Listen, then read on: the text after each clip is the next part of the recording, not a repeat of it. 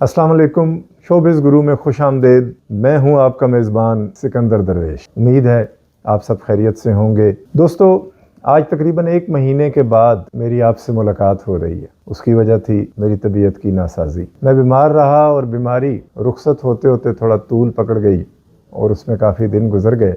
मैं शुक्रगुजार हूं आप सब दोस्तों का जिन्होंने इस दौरान मुझसे रब्ता रखा, मुझे अपनी दुआओं में याद रखा और मेरी तबीयत के हवाले से मुझसे दरियाफ्त करते रहे। मैं आपसे गुजारिश करूंगा कि सर्दी बढ़ रही है, अपना ख्याल कीजिए, अपने प्यारों का ख्याल कीजिए, अपने आप को सर्दी से बचाएं और गैर ज़रूरी तौर पर आप घर से बाहर ना निकलें। ख़ुसूसन बच्चों का ख़ास ख्याल रखें, उनको गर्म कपड़े पहना के रखें, क्योंकि आजकल ये जो वायरल इन्फेक्शन है या नमूनिया है, कुछ समझ नहीं आती। बुखार एकदम से 103 104 तक पहुंच जाता है और फिर बंदे की तबीयत बिगड़ती चली जाती है। अल्लाह हम सबको अपनी हिफ्ज़-ओ-मान में रखे। चलते हैं प्रोग्राम की तरफ। पूना में जब दिलीप साहब ने ये देखा कि उनका काम थोड़ा चल निकला है, उनके स्टॉल पे लोग आना शुरू हो गए हैं और उनको अच्छी आमदन होना शुरू हो गई है, वो थोड़े से खुशहाल हो गए हैं। यानी उन दिनों रावी चैन ही चैन लिखता था, तो उन्होंने सोचा कि अब मुझे अपने घर वालों को बताना चाहिए कि मैं कहाँ हूँ और क्या काम कर रहा हूँ। साथ दिलीप साहब ने यह भी सोचा कि मैं एक अच्छा कारोबारी आदमी बन सकता हूँ। मेरे वालिद यानी आगा जी जो हैं, वो मेरे बारे में सही सोचते हैं कि मुझे उनके साथ मिलकर कारोबार करना चाहिए, मुझे कारोबार की तरफ आना चाहिए। उन्होंने अपने घर अपनी वालदा को एक चिट्ठी लिखी। उस चिट्ठी में तमाम बातें लिखी और तमाम हालात व वाक़यात से उनको आगाह किया। उनकी चिट्ठी मिलने पर उनकी वालदा ने उनके बड़े भाई अयूब को पूना भेजा ताकि वो जाके अपने भाई यूसुफ़ की खैरियत मालूम करें और पता करें कि वो किस हाल में हैं और क्या कर रहे हैं। अयूब साहब बॉम्बे से पूना पहुँचे, दिलीप साहब से मिले, गिले शिकवे भी हुए, कुछ बातें भी हुईं।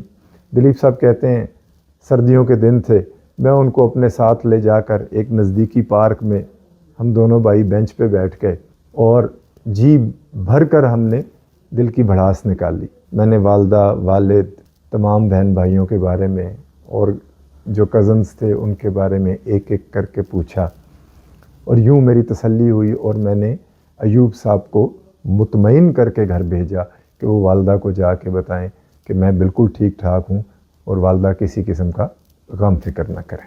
अयूब साहब के जाने के बाद एक बड़ा दिलचस्प वाक़या हुआ। वाक़या कुछ यूँ है कि एक अंग्रेज़ खातून दिलीप साहब पर लट्टू हो गई। उन्होंने मुख्तलिफ़ हीलों बहानों से कोशिश की कि दिलीप साहब उनकी तरफ मुतवज्जे हों और माइल बकरम हो जाएं, लेकिन दिलीप साहब बहुत कम गो और शर्मीली तबीयत के थे। उन्होंने इस तरफ कोई तवज्जो न दी और उस खातून के साथ किसी किस्म की कोई बातचीत न की, कोई राब्ता न रखा।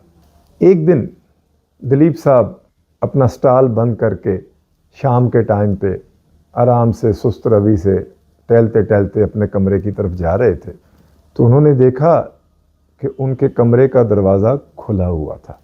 तो वो रुक गए और उन्होंने सोचा कि शायद मेरे कमरे में चोर घुस आए और मेरी जमा पूंजी को लेके गायब हो चुके हैं।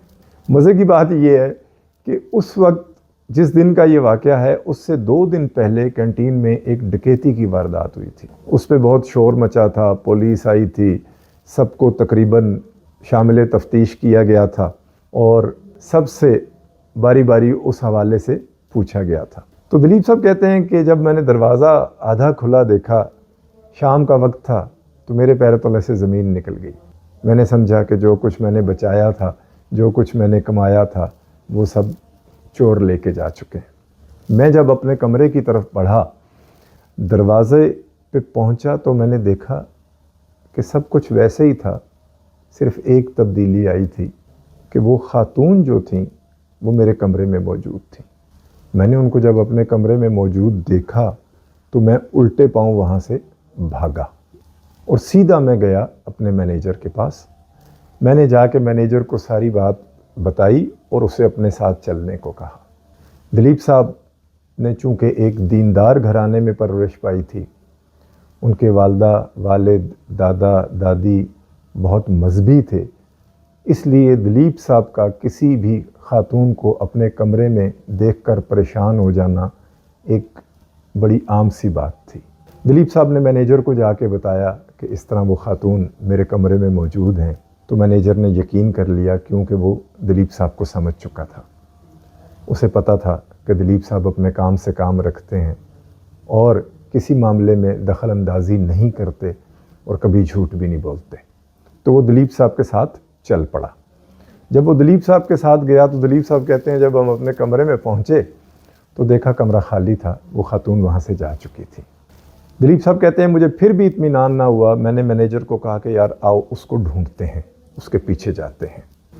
کہتے ہیں کہ میں مینیجر کو لے کے تالاب والی سائڈ پہ گیا تو میں نے وہاں دیکھا کہ وہ خاتون وہاں موجود تھیں، اور وہاں جا کے مجھے اندازہ ہوا کہ وہ شاید کچھ تھوڑی سی مدہوش بھی تھیں۔ تو میں نے مینیجر سے کہا کہ کہیں سے 2 خواتین کو بلاؤ تاکہ وہ ان کو پکڑ کے ان کو قابو کر کے تو ان کے گھر چھوڑ کے آئیں۔ مینیجر نے ایسا ہی کیا، اس نے دلیپ صاحب کے کہنے پہ خواتین کو بلایا اور ان سے کہا کہ وہ اس خاتون کو اپنے ساتھ لے کے جائیں اور اس کے گھر والوں کے حوالے کر کے آئیں۔ جب وہ خواتین وہاں سے اس خاتون کو لے کے چلی گئیں اور واپس آ کے انہوں نے مینیجر کو اور دلیپ صاحب کو بتایا کہ جی ہم اس خاتون کو اس کے گھر چھوڑ آئے ہیں، تو دلیپ صاحب کہتے ہیں کہ تب مجھے اطمینان ہوا اور میں اپنے کمرے میں گیا۔ دلیپ صاحب کہتے ہیں کہ اس کے بعد مینیجر نے کبھی مجھ سے اس بارے میں کوئی سوال نہ کیا اور مجھ سے کچھ بھی نہ پوچھا، کیونکہ وہ سارے معاملے کو جان چکا تھا اور سمجھ چکا تھا۔ دوستو، دلیپ صاحب کی زندگی کے مزید واقعات، ان سے جڑی یادیں وہ ہم آپ کے ساتھ شیئر کریں گے اگلے پروگرام میں۔ خوش رہیے، خوشیاں بانٹیے۔ السلام علیکم۔